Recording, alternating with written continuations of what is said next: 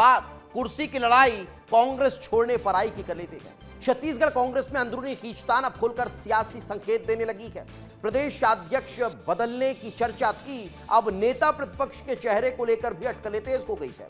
बयान, प्रतिक्रियाएं, सियासी जो चुप्पियां हैं, सबसे अब एक एक कर जो चर्चा है वो आगे बढ़ रही है। सबके अपने अपने मायने निकाले जा रहे हैं। कांग्रेस के बड़े नेताओं के बीच बढ़ती दूरी अब राजनीतिक गलियारों में खुलकर चर्चा का विषय बनी हुई है। तो वहीं बीजेपी भी तंज कसने में पीछे नहीं है।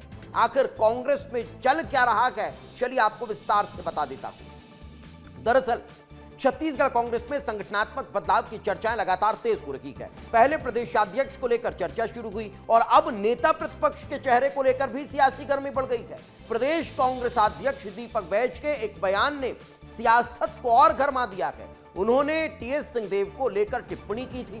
प्रदेश अध्यक्ष बदलने की अटकलें लगातार सामने आ रही हैं। वहीं नेता प्रतिपक्ष के नाम को लेकर भी कई तरह की चर्चाएं चलने लगी है। पार्टी के 4 बड़े नेताओं के बीच बढ़ती दूरी ने कांग्रेस की अंदरूनी राजनीति को और गरमा दिया है। अब इसी बीच पूर्व मुख्यमंत्री भूपेश बघेल की प्रतिक्रिया ने राजनीतिक चर्चाओं को नया मोड़ दे दिया है। टीएस सिंहदेव को लेकर सीधे बयान से बचते हुए भूपेश बघेल ने साफ कहा कि प्रदेश अध्यक्ष और नेता प्रतिपक्ष का फैसला हाईकमान का विशेषाधिकार है और वे इस मामले में अपनी बुद्धि नहीं लगाते।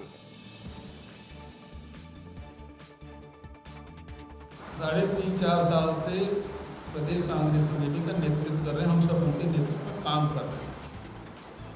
तीसरी बात, इसको क्या जिम्मेदारी देना है, वो हाईकमान का क्षेत्राधिकार है।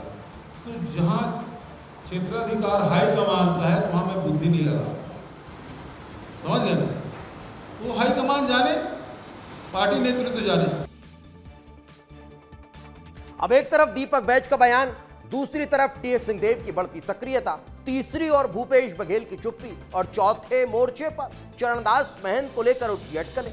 इन सबने कांग्रेस की अंदरूनी राजनीति को गरमा दिया है। उधर बीजेपी ने भी इस पूरे घटनाक्रम पर कांग्रेस को घेरना शुरू कर दिया।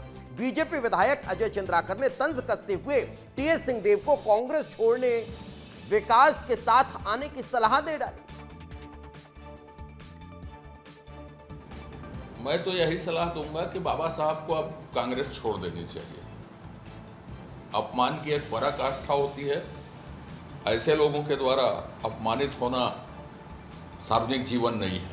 ये फैसला तो बाबा साहब को ही करना है कि कांग्रेस में अपमानित होना है कि राष्ट्र के विकास के साथ अपनी परंपराओं को आगे बढ़ाना है। जब तक हाथ पांव चल रहे हैं, 90 साल से ज़्यादा परिवार कांग्रेस पार्टी से जुड़ा रहा है।